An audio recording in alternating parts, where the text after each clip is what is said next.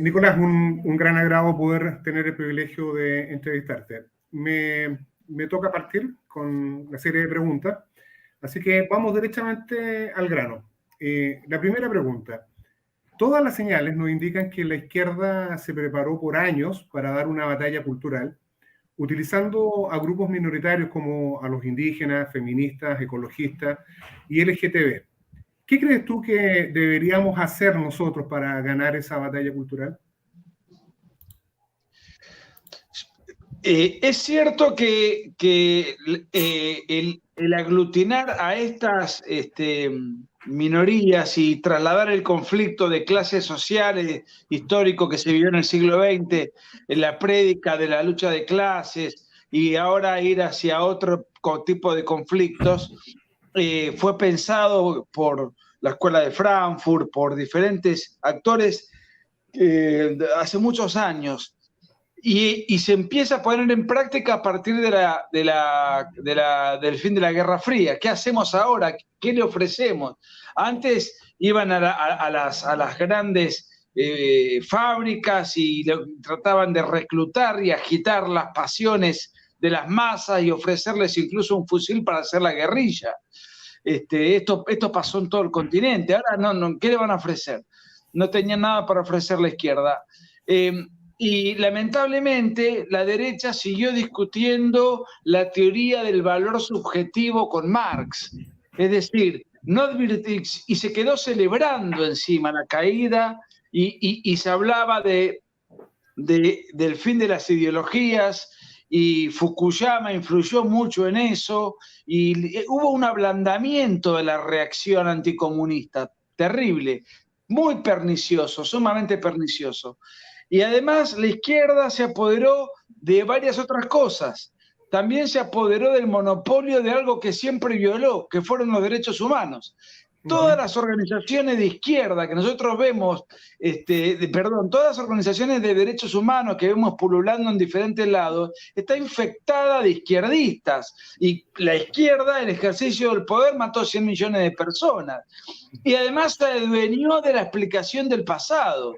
Entonces, un pasado desastroso, por ejemplo, como fue la dictadura comunista de Salvador Allende, empobrecedora, avasallante de los derechos individuales, de la propiedad privada, de las instituciones, infectada de guerrilleros chilenos y extranjeros, que avalados por el tirano asesino Fidel Castro, que estuvo un mes entero en Chile dirigiendo la revolución. Y hoy es visto Salvador Allende, un miserable que dividió Chile, lo empobreció, lo llevó al ostracismo, y hoy verlo convertido en un prócer. Entonces las nuevas generaciones, al no conocer el pasado chileno, de repente aparece un Boric apañado por el Partido Comunista que llevó a Allende al poder y lo vuelven a votar. Y esto pasa porque también, entre muchas de las batallas culturales que ha hecho la izquierda, es adueñarse del pasado. El problema que tenemos nosotros, y ahí voy a la pregunta, es que nosotros venimos corriendo detrás del tiempo, detrás de los hechos, con muchos años de ventaja. Es como el otro día estaba escuchándolo a Agustín de Laje, con quien tenemos una hermandad, ¿no? Una amistad.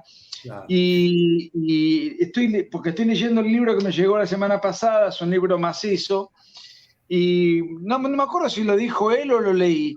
Él dice, es como que durante los primeros 45 minutos del primer tiempo, ellos salieron a la cancha, nosotros no salimos a la cancha y nos hicieron todos los goles sin arquero, sin nada. Y estamos saliendo ahora a la cancha en el segundo tiempo, donde tenemos que revertir una situación en donde nos han hecho una goleada y tenemos el segundo tiempo para recién ahora dar combate. Lo que tenemos que hacer, yo creo, es, primero, tenemos que enfrentar todos y cada uno de los frentes de batalla, son muchos, y tenemos que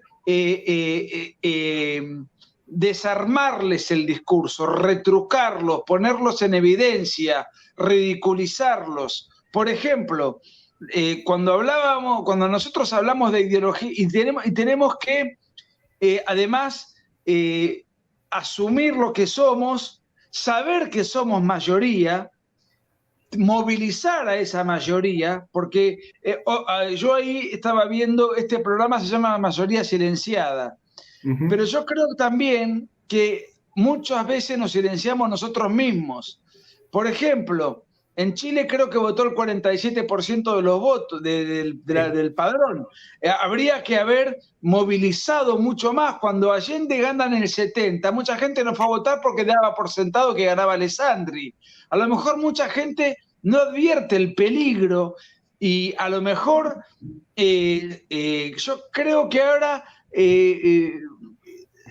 me parece que la izquierda está preocupada en Chile porque no está logrando convencer a la opinión pública en torno a la constitución que quieren fabricar, que es un mamarracho, un desastre.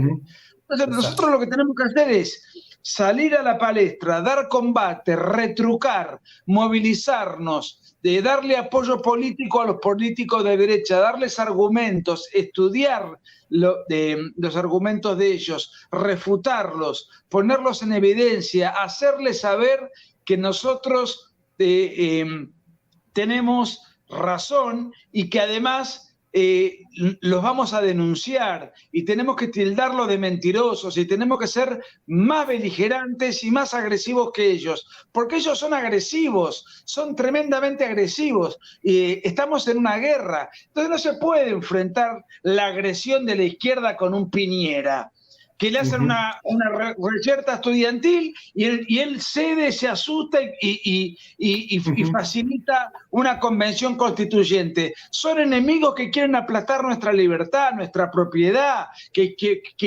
quieren reventar bebés desde la concepción.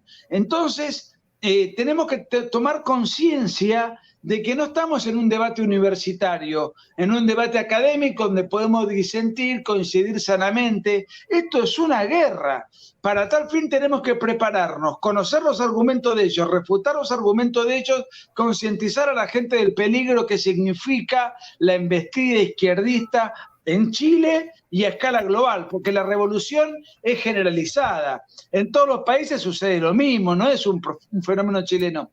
Por supuesto que hay países con particularidades donde puede haber un conflicto específico, como por ejemplo el de la Araucanía, pero que es un conflicto que a lo mejor no existe, no sé, en otra latitud, en España.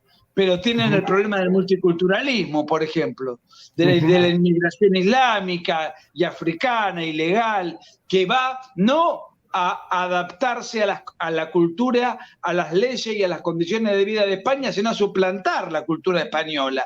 Ese es otro problema que a lo mejor no lo tenemos nosotros. O sea, hay una revolución global en donde algunos países no es exactamente igual, pero tienen todas las mismas características y se imprimen por los mismos factores y con los mismos paradigmas, más allá de matices. Bueno, tenemos que tener conciencia de mayoría y además tenemos que tener en cuenta que primero, en Chile nosotros ganamos la primera vuelta. Así es. Primer punto. Entonces no nos achiquemos, no nos sintamos tan. Y segundo, bueno, en la segunda vuelta creo que se hicieron mal las cosas, se ablandó el discurso, se fue demasiado hacia el centro y lo que hay que hacer acá es una reacción vigorosa. Y aunque se hubiese perdido, por lo menos perder con nuestro discurso. Y ahora redoblar las energías porque tenemos la revancha en la convención. Y esto es muy importante, es fundamental. ¿Por qué? Porque Boric puede ser un energúmeno, puede estar manejado por el Partido Comunista, puede ser un mal presidente de Chile.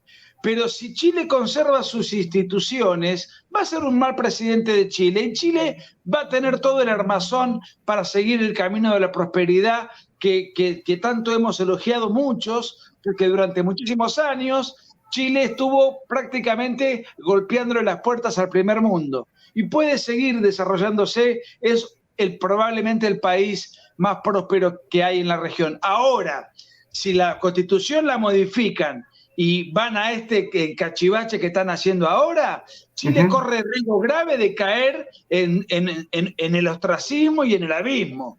Entonces, sí, claro, ahora hay una revancha. Entonces, yo creo, y además el otro día escuchaba a un analista político chileno que muy reconocido, Axel Kaiser, diciendo que él no descartaba que la izquierda pierda la elección constituyente. Y así lo he leído en diferentes medios también. Entonces hay que ponerlos en evidencia, denunciar, viralizar, manifestar, apoyar a los constituyentes de la derecha, advertir de los riesgos graves que sería cambiar la Constitución, tomar una postura que para mí sería mantener la Constitución del 80, a pesar de las modificaciones. Esa tiene que ser la postura, porque con ese armazón institucional Chile, desde el 11 de septiembre del 73 hasta los últimos años, tuvo un dispare político-económico formidable. Lamentablemente se ha degradado culturalmente y en esto ha influido muchos factores. Primero, un factor global y segundo, el factor ideológico de Bachelet, ¿no? Y la ausencia de reacción de los dos gobiernos de Piñera, que no fueron gobiernos que se opongan vigorosamente a la agenda que ya venía llevando el progresismo, sino que continuaron. Para mí Piñera es la versión chilena de Macri, claro, que lo único que logró es que vuelva el kirchnerismo al poder, Macri. Sí. Perfecto. Oye, Nicolás, ¿cómo la espiritualidad puede ser hoy un elemento de valor en la batalla cultural que se está librando? Bueno, muy interesante. Nosotros cuando escribimos el libro negro de la nueva izquierda con Agustín, lo concebimos como un libro que iba a dar una batalla política y cultural. El aporte del libro era fomentar, dar ese combate con argumentos para que la gente los tenga, los lea, los pueda aplicar para primero concientizar, alertar y darle las herramientas a la gente, un político, un activista, un dirigente social, un simple elector, un simple ciudadano, alertarlo de lo que está pasando y darle las herramientas para poder retrucar esa embestida. Pero tanto andar, nos dimos cuenta de que había otro factor que nosotros no lo concebimos en ese momento, y es el factor espiritual. Nosotros, que somos católicos, nos aferramos mucho más a la fe a medida que avanzábamos en la batalla, cuando teníamos que salir a defender ese libro en la tele, en los debates, en los auditorios. Nos dimos cuenta de la necesidad espiritual que estábamos transitando y necesitando, y mucha gente muy religiosa se nos acercaba permanentemente y a nosotros nos daba un gran alivio. Yo creo que esta batalla tiene mucho de espiritual, pero lo que sí, creo que no hay que darle un condimento religioso. Por ejemplo, el aborto, si nosotros decimos está mal porque el Papa se opone, bueno, vos no abortes. O sea, vos no abortes, vos viví tu fe, pero no le rompa la paciencia a una persona que sí lo quiere hacer. Por ejemplo, si a mí hay alguien que me dice que la Virgen María no es virgen, no fue virgen, bueno, yo sí creo que lo es un dogma de fe, punto, vos no lo creas. Ahí está el tema de la libertad religiosa. Pero acá lo que tenemos que hacer es denunciar que la ciencia ha confirmado de manera indubitada y unánime que existe vida desde la concepción, que a partir de la concepción ya hay un nuevo ser humano con un ADN, con una carga genética, que ya empieza la respiración celular, que ya se está desarrollando y está un ser humano que está cumpliendo un ciclo vital que es el mismo ciclo vital que estamos cumpliendo nosotros y que hemos cumplido en su inicio. Entonces, tenemos que ir con argumentos científicos. Ustedes están promoviendo un genocidio y nosotros estamos defendiendo la vida con la ciencia en la mano y con la ciencia más moderna. Es decir, nosotros tenemos que dar argumentos siempre fundados en la razón, no dar argumentos religiosos, pero sí es cierto que esto tiene claramente, nosotros lo hemos experimentado, tiene una influencia espiritual muy fuerte. Es una batalla espiritual, política y cultural. En ese orden, espiritual en el primer orden, después política, cultural, lo podemos discutir. Lo que sí es cierto es que la batalla hay que llevarla adelante en el plano político, porque son los políticos los que van, en definitiva, a definir las leyes que van a gobernar la vida de la comunidad política.